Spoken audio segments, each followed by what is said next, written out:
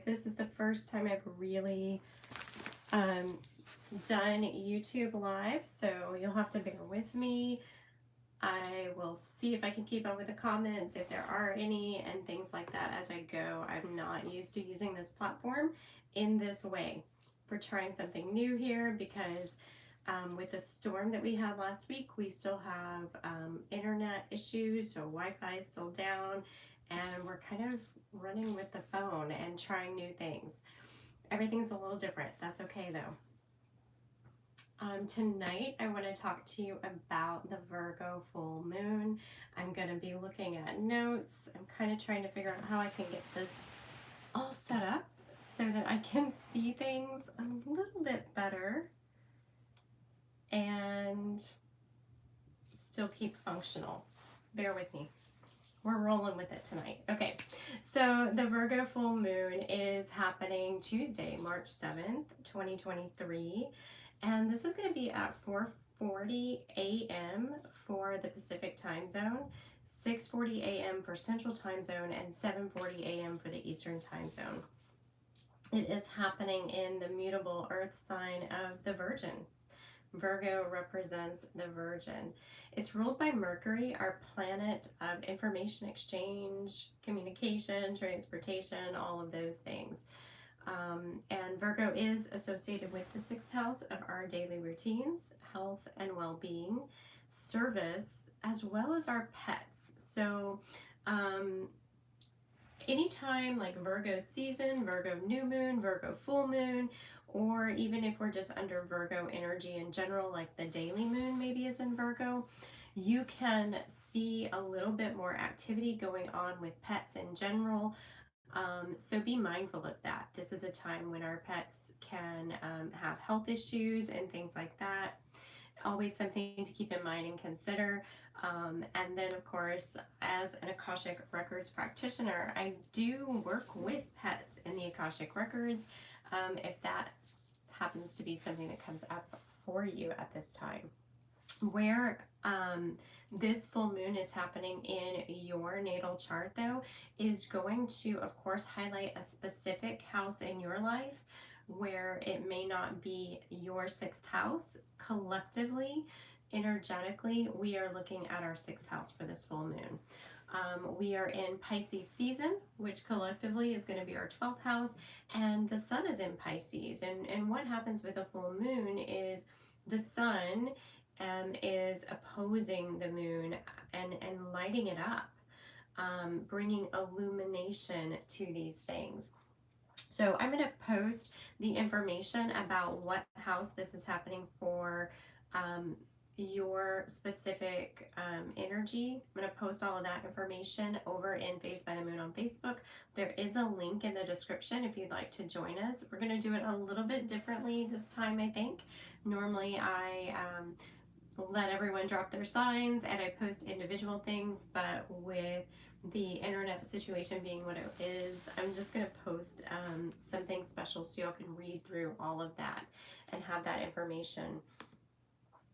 It will be based on your rising sign. That's where your rising sign starts your chart, and it's going to tell you what house you have the Virgo full moon happening in for you. But you also will want to look at your sun sign and moon sign, or you may feel called to look at those, I should say. All right, so the main theme of this full moon specifically is about getting our routines in order, daily life, all of those things in order to actually reach your dreams, right? Pisces season is all about dreaming up the next stage in your life in some really big ways right now. Extra big because Saturn is about to go into Pisces. So it's kind of going to be a bigger deal than maybe a normal Pisces season. Maybe normally for Pisces, we're just looking at dreaming up our next year of our life. Things like that, and really trying to get clear on where we want to go for the next 12 months. But because Saturn is moving into Pisces literally the same day as the full moon, y'all, Pisces season is more about dreaming a little bit long term, several years down the road, and it's actually some big dreams that kind of expand out even even further than just the next few years. I'll get into that later, but Pisces is also about cleaning out the closet of everything that we no longer need from our last cycle, from our last 12 months. But we're also closing up a Saturn cycle, right? That's been coming to an end. You should be receiving rewards from where Saturn has been in Aquarius. Wherever you have Aquarius in your chart, you should start receiving the rewards from all the work you've put in for the past several years in that area. But this is a time to really be honest about where you're going and how you're going to get there. Virgo is going to ask you to be very practical in order to reach your dreams. So will Saturn. They're both, Saturn rules Capricorn, and Virgo and Capricorn are both earth signs. So they're going to ask us to be practical. So a good question to ask yourself is, what do you do every day that needs to change in order for you to get to where you want to be by this time next year or within the next few years, things like that. What about your daily routines, your health and wellness, all of those things needs to change in order to support these long-term dreams. Virgo energy is known for being efficient. I love that about Virgo energy. Efficient, studious, practical. This is the sign that is all about the details. It has a critical eye for editing and organizing, which is perfect, right? This is going to help us take our life and be able to put it in order so that we can reach those dreams. Virgo is also in charge of the harvest, right? Virgo season is when we have our harvesting time if you're in the northern hemisphere. And this is also what full moons are about, the harvest, harvesting your intentions. Any intentions that you set out at the new moon, both in Pisces and the Virgo new moon. So the Pisces new moon was February 20th, just a couple of weeks ago, but the Virgo new moon took place 6 months ago, August 27th, 2022. So over the past 6 months, how have your intentions come to fruition at this time, or even over the past month? How have they come to fruition? How are they unfolding for you? What needs to change? Full moons are a point in our timeline, in our life, where our emotions run high. The Pisces sun, the sun represents our awareness, the things that we are consciously aware of and focusing on, right? And the Pisces sun is bringing to light what's been hidden under this Virgo moon energy, right? Because the sun is highlighting the moon, making it a full moon. So the Virgo full moon is going to represent, the moon represents our emotional body, right? Our hidden and subconscious aspects of our lives. So the sun is going to bring all of the things that are hidden to light. What is going to come to light for you under this full moon? What is already coming to light for you under this energy? Pay attention to that in the next couple of days. This is, let's see if that's going to do it for me. Let me see if I do it that way. Okay, so Aries season kicks off the astrological new year, and that's March 20th. That's spring equinox, and that's when we really start having our new beginnings come into play. So this is our final release, our final full moon. It's really a great time to clean everything out of your lives and prepare for your next new season. We think in our we operate in a calendar year where we have January 1st as the start of our new year, but in astrology we recognize the spring equinox as the astrological beginning. This is the time when you really have your fresh starts, you plant your seeds and all of those things. So back it up under Pisces energy, we're really closing out those final chapters, and with this final full moon, that is definitely what we're doing. So let's look at the energies at play under this full moon. We have a Tsquare, and this creates tension. And what is a Tsquare? So you've got a circle charts, you have signs. Remember how our signs work in pairs. We have Pisces and Virgo on the same axis. We also have Gemini and Sagittarius on the same axis. When we have a square, it's actually literally forming a T between Pisces and Virgo, and a T down to Gemini right now. Mars in Gemini. This is what's happening with our T-square in the sky, and this creates tension. Squares are tense. They have a little bit of just square, tense. It's a little bit of a rub. It's tension in the air. Gosh, why was that so hard to say? Anyway, that's what we have going on. So whenever we have a T-square in the sky, we have a release, and the release is going to be in the sign that is not showing, which is going to be the opposite of Gemini. So that's Sagittarius.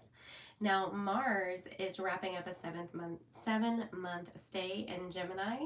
So it's been there for a long time. It's been a particularly heavy transit for mental activity. Mars moved into Gemini back in August of last year. It retrograded, October through January, I believe, in Gemini, and it really created a lot of mental energy for people. Anxiety, I noticed my mental mind went crazy. I haven't experienced mental activity like that in years. And I've noticed other things, anxiety, a lot of stuff like that coming up for people. So it's wrapping up its 7th-month stay here, but it's still here, and it's involved in this T-square at the time of the full moon right now. So the mental energy under this moon can be a little bit much. Mercury rules both Virgo and Gemini, so we've got a little extra mental stuff just available to us. We have access to it.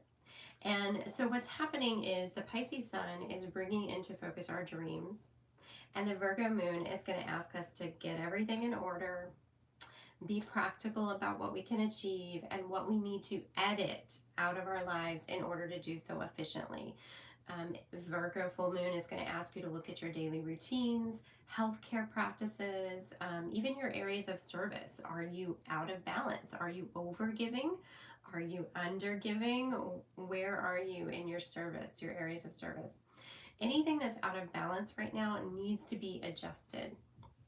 Mars is going to come in this T-square with Gemini, and it's likely going to have us both in our heads kind of going crazy and also wanting to take action, because Mars is our planet of action, passion, drive. It's the planet over sex as well. So there can be, this is another reason why there's tension. Squares, I love how Katie says squares are sexy because there is tension, and tension can be sexy. It can create a little bit of friction, right?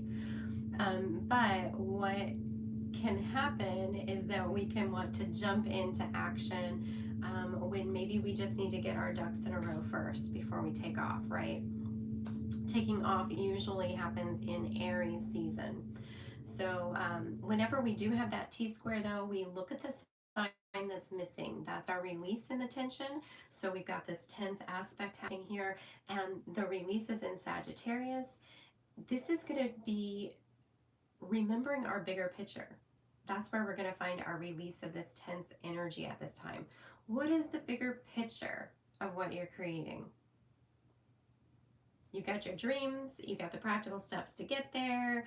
Mars is going to beg you to take action on information because it's in Gemini, and on the details because it's in Gemini. And Sagittarius is going to say, hey, wait a minute, let's consider the bigger picture here before we get hung up in the details, before we get overwhelmed in the details, and before we or get lost in our dreams too much. Either way, it's going to ask you to bring that bigger picture into play so that we don't get so bogged down in all the details and information that will potentially be coming at us. Other energies at play right now, we do have that Mars in Gemini. It's sextiling Venus in Aries. Now, Venus is our planet of love and planet of love. It just is. It's over our finances, food, things like that. But Venus in Aries sextiling Mars in Gemini. A sextile is a smooth transition. So it can be a little flirty, a little passionate energy. It's a good transit. It's supportive. Uranus is also in Taurus and it's sextiling the Pisces sun at this time and also trining the Virgo moon. So we have a little double action going on there. And these are smoother transits, but Uranus is still our wild card, right? And being our planet of sudden change, the stuff that comes out of left field, you could experience kind of a plot twist at this moment that revolutionizes or innovates your dreams and the steps you need to take to get there. Um, that's just kind of, we can have a plot twist at this moment. So new awareness coming into play that's unexpected. Chiron and Jupiter are also active. They're both in Aries. They're not super heavy in this moment. The only reason they're a little bit involved is because Chiron actually is associated with Virgo energy as well. And they're actually going to make a conjunction on March 12th. So, by the end of the week, by the weekend, they're going to conjunct, and this is going to bring some healing, expansion in our healing journey, things like that. So just keep that in mind. Virgo energy in general is very healing. It is over the healthcare industry. Virgo energy is. And Pisces is a very healing sign. Between all of this energy active, there's always room for deep healing work to be done when we are closing out these cycles and preparing to move into our next cycle. Now, perhaps the biggest thing about this full moon is actually an hour after it peaks, when Saturn moves out of Aquarius, where it has been since 2020, and into Pisces, where it's going to stay until 2026. And the last time that Saturn was in Pisces was in 1996. Themes from that time will resurface in your life. This is happening in Pisces. So wherever that Pisces new moon was activating in your natal chart, this is where Saturn's going to be sitting for the next 3 years of your life, asking you to get serious about this area of your life, this house, and really clean it up. The energy is supporting us in getting a really good plan of action in place to reach our long-term dreams. Remember, Saturn wants quality over quantity every single time, and we are moving into a new cycle. That's what makes this full moon such a big deal. It has this other major transit at play basically at the same time. I mean, an hour later. So Saturn is called the Lord of Karma, life lessons, time, structures, right? It's over all of that stuff. And when Saturn moves into a new sign, we can feel the restrictions in this house of our natal chart a little bit more strongly. The purpose is to remove everything that isn't working for us so that we can build something that will stand the test of time. Since Saturn takes 30 years to return to this house in your chart, it's asking that whatever you build now under this 3-year transit lasts you for those 30 years. It's what you're building upon when Saturn moves into the next house. So we just cleaned up our Aquarius house. And now we're going to be moving into Pisces and fine-tuning that area. Saturn can bring about what we call tower moments, and this is where the structure collapses. And in the tower card in tarot, there are 2 people pictured. One is jumping out of the building, the other is falling from the building. Right? So the person jumping or going down with it, right? And so the person jumping out of the building is saying, I'm out of here, man. This isn't working. I'm out. I'm going to go build something safer that will support me. Where the person who goes down with the building sort of crumbles in the whole mess of it. And so Saturn it's going to move into your house of Pisces and really ask you to dismantle any structures that are not serving you here. And you can go down with it, or you can get ahead of the game and get a jump on it. Me personally, because I look at transits, I've been waiting for this transit to happen. I've been anxious about it, honestly, but I've known that what it's going to be asking of me is to, I have Pisces in my sixth house of daily routines, so it's going to be asking me to clean up those routines and get very focused and build some daily routines that really serve me. So I've been a little anxious about that because I'm not necessarily looking forward to tightening up my daily routines. But because I pay attention to these transits, I've known it was coming, I've been mentally preparing, and I've also been physically taking action ahead of time to start working on my daily routines and clean those up better because I knew this was coming, right? So that's the benefit there in understanding astrology. So this is a really big shift though that we're about to experience here with this transit, and the rest of the month is really going to bring us a whole lot of more planetary transits. Most notably is going to be Pluto entering Aquarius on the 23rd after having been in Capricorn since 2008. Then, and by the way, Pluto is going to stay in Aquarius until like 2043 or something like that. It'll be here for 20 years. So that's another big transit that's happening in our lives. Then we have Mars moving into Cancer on the 25th after having been in Gemini for 7 months. So we're having a lot of shifts in the month of March. We're really just getting started in the month, but we're having so many different transitions take place. And of course, we're going to have that spring equinox and Aries season right there on March 20th, followed by the Aries new moon on the 21st.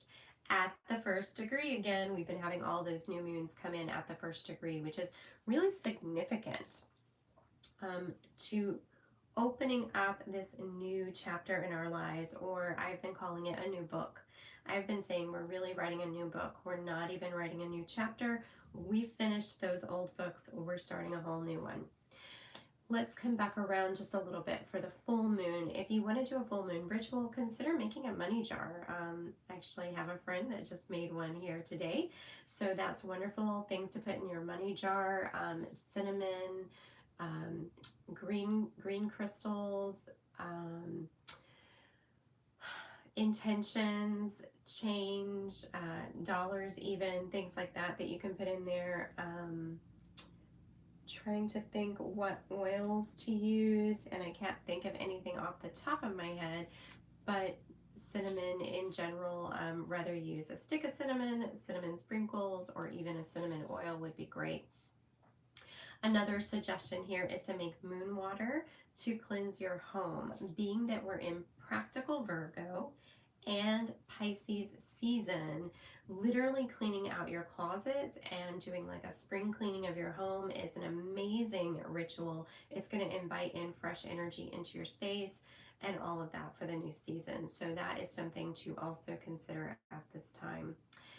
Guys, thank you for bearing with me as I tried something new here with this video. It's always a pleasure to pop on here and make these videos for y'all.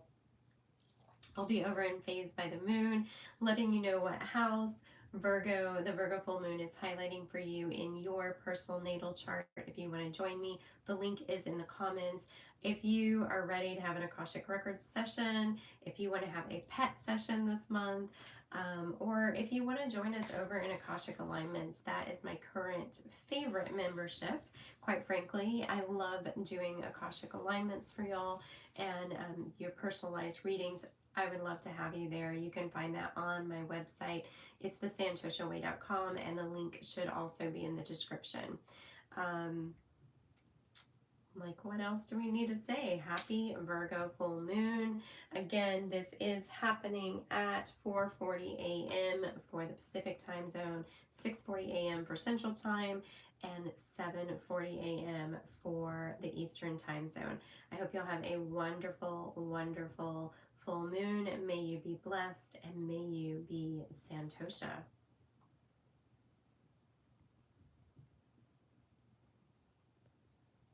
And now I just have to figure out how to end this.